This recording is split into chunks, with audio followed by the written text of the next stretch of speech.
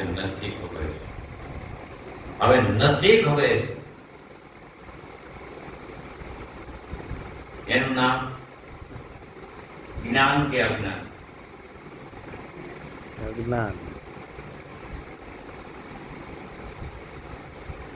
ગમે એવી તમારી બુદ્ધિ હોય, એ બુદ્ધિનું ડાપણ તો આ જગતમાં આલે ભાઈ.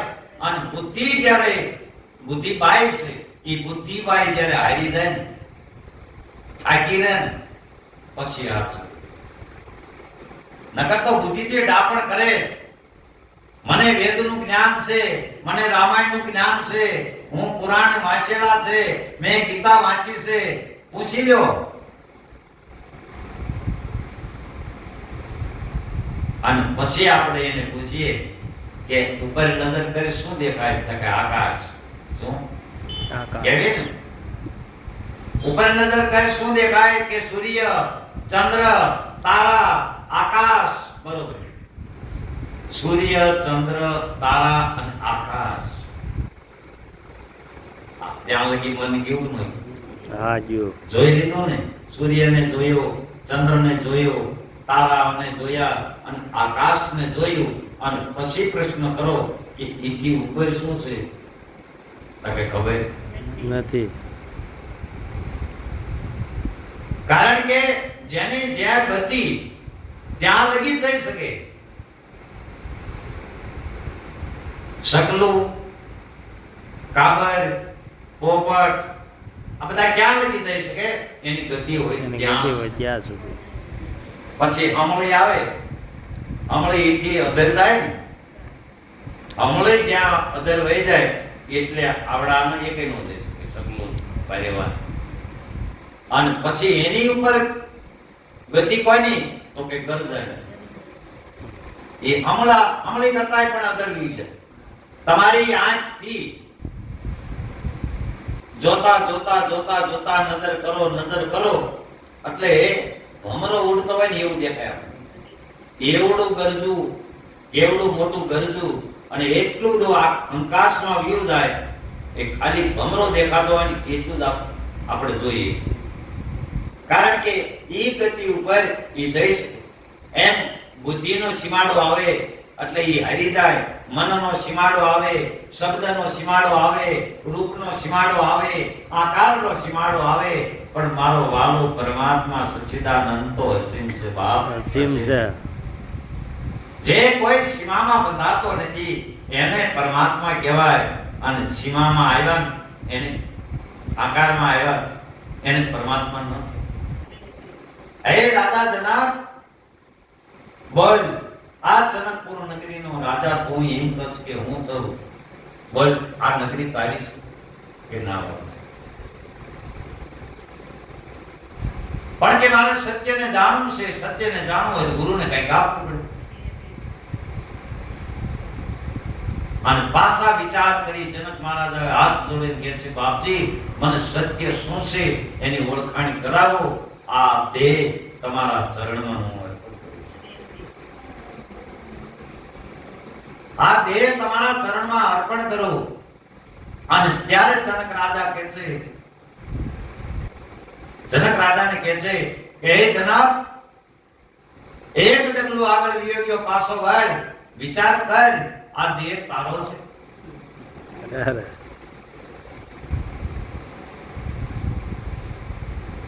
આ મારો માની લીધો ને એટલે જ માર ખાવી છો વિનો.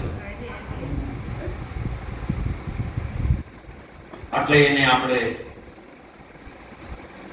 પ્રસંગમાં જાય ત્યારે કલર આવું બધું કરાવ્યું છે.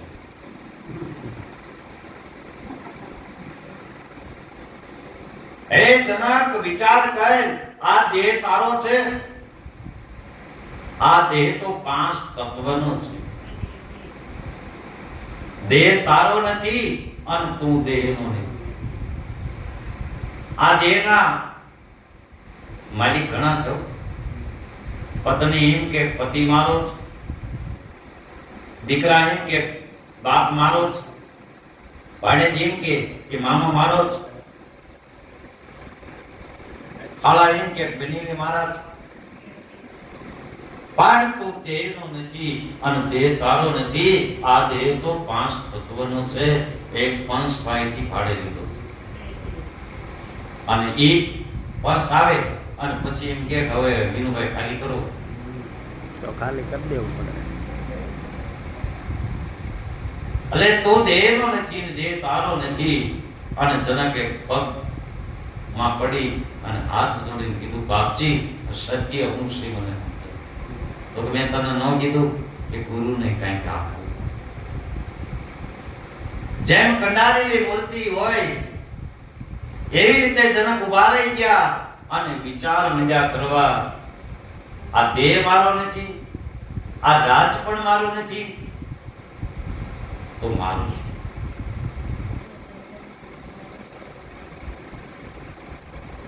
જો આણાઈને કહું ધન અર્પણ કરું તોય ગુરુ એમ કહે છે કે આ ધન કોનું? તારું છે. શેરો બનાવી અને પછી ભગવાનને ધરાવી. ભગવાન કહે છે આ શેરો તો મારો છે. આ શેરો શેનો બન્યો? તો કે ગળનો, આકરનો બનાવ્યો. એ ગળનો બનાવ્યો તો એ આકર શીમાંથી બની? કે શેરડીના રસમાંથી. તો શેરડી બનાવી કોને? તો ભગવાને. એમ મારું અર્પણ કર્યું અને મારું મારું તું મને અર્પણ કરે. ત્યારે થાળની અંદર કહે છે ને, આમાં મારું નથી મહારાજ, મારું કાંઈ નથી. અને પછી નિર્ણય ઉપર જનક રાજા આવી ગયા કે આ દેહ જ્યારે જન્મો ને પછી આ મનનો જન્મ થયો. દેહ જન્મો ને ત્યારે મન નતું જન્મ્યું નહીં.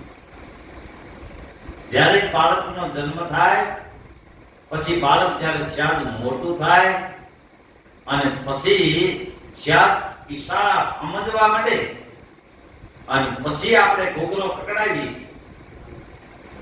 અને એને લેવાનું મન થયું, અત્યારે મનનો જન્મ. તો આ મન મારું કહેવાય અને એ મન જ્યારે સદગુરુને અર્પણ કરે.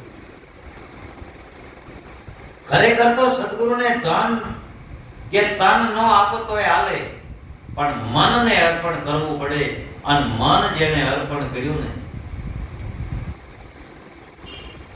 પણ આ તો ગુરુ મહારાજે જે ત્રણ પ્રકારના દાવા હતા, એક તનનો દાવો, એક મનનો દાવો અને એક ધનનો દાવો. આ દાવા જે આપણે દાવો કરી રહ્યા હતા એ દાવો ખાલી ગુરુએ છોડાયો અને ખાલી એટલો ઈશારો કર્યો, એટલી શાન કરી કે બોલ તારું છે. ત્યારે એને નક્કી પણ જેવું કે મારું મારું કરતો, પણ ગુરુ કહે છે આમાં તારું ક્યાં છે? ઈ જે દાવો લઈને આપણે કરતા, આપણે નથી અમુક કરોડપતિના દીકરા હોય ને સાઈડમાં મોટરમાં બેઠા હોય, આપણે હારે કાયમ રહેતા હોય, એનો પાવર આપણને નથી. અમારું નામ કોણ લે? કરોડપતિના દીકરા એ ભરો છે. અમારું નામ કોણ લે? દરબારના દીકરા એ ભરો છે. પાવર. એમ આપણે પણ પાવરમાં ફરવી છીએ. પણ જ્યારે ગુરુએ ગુરુગમ બતાવ્યું કે આ તારું નથી, આ તન તારું નથી, આ રાજ તારું નથી, તારું શું? તો કે આ મન. અને એક વાણીમાં સંતોએ પુરાવો આપ્યો છે કે બેટી પૂછે બાપને કે અણજાયો વર લાય, અણજાયો વર ન મળે તો તારે મારે કરવા છે. બેટી એટલે જન્મ બાપ. બેટી એટલે સુરતા અને મન રૂપી બાપ. સુરતા છે ને એ મનની દીકરી છે. મનની દીકરી છે. હવે ઈ બેટીએ એના બાપને પૂછ્યું કે બાપુ એવો વર મારી હાટુ પહોંચી દ્યો, અણજાયો વર. કોઈ પણ માનવ ઉદર જન્મ ન લીધો હોય એવા વરની સાથે મારે વરવું છે, તો એવો વર પહોંચી દ્યો અને ન મળે ત્યાં સુધી તારે ને મારે કરવા. દીકરી કે બાપને આ શબ્દ ભેદની વાત છે કે જ્યાં સુધી આ અણજાયો વર ન મળે ત્યાં સુધી બેને ભેગું રહીને ગોતવાનું, આનું નામ કરવા છે.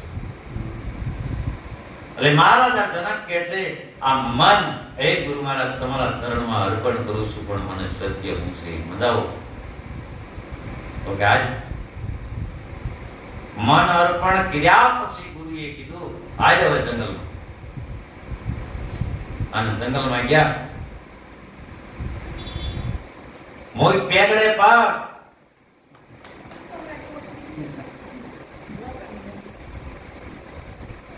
અને આટો મારી કે ઘોડા ઉપર બેસી. હવે પેગડે પગ એક દીધો ત્યાં એને વિચાર આવ્યો. એનો ભાઈ શું વિચાર આવ્યો?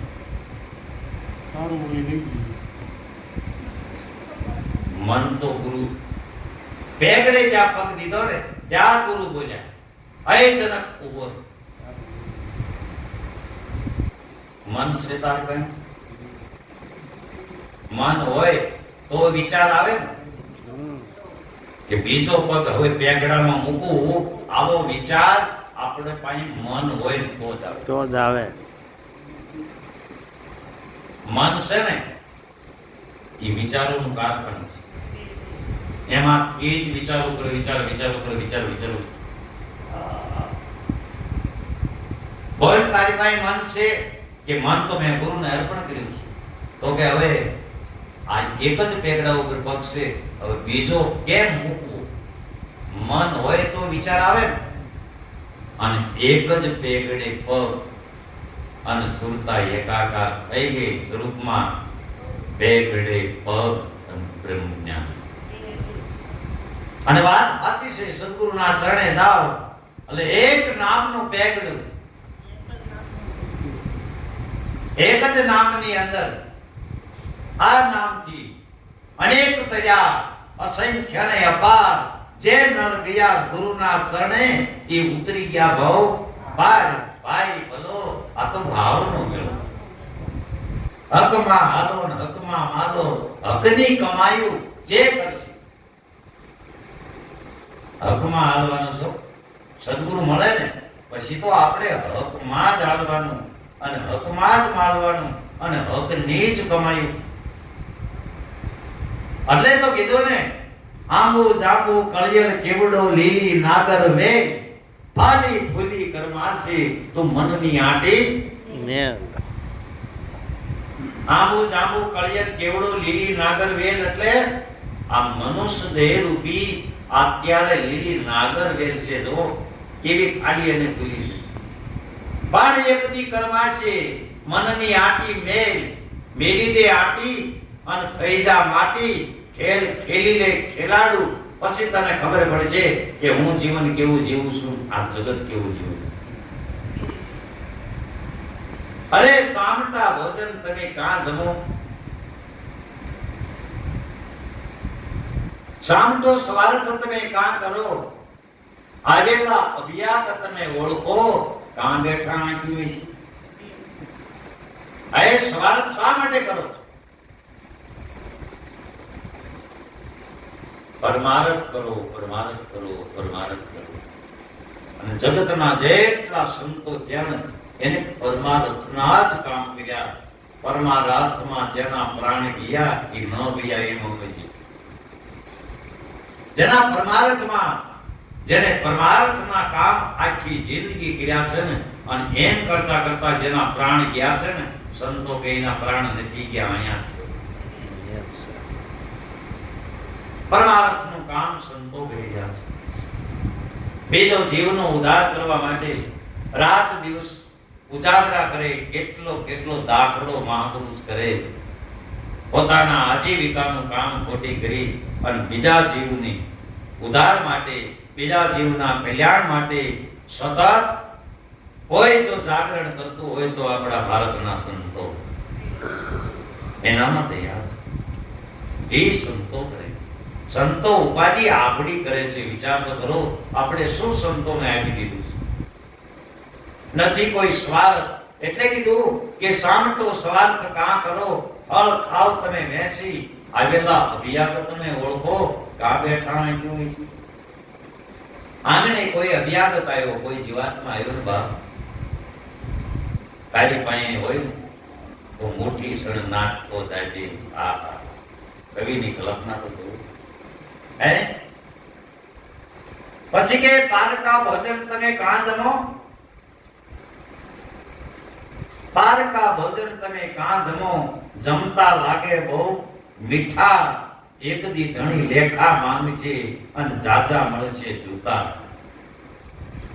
પારકા ભોજન એટલે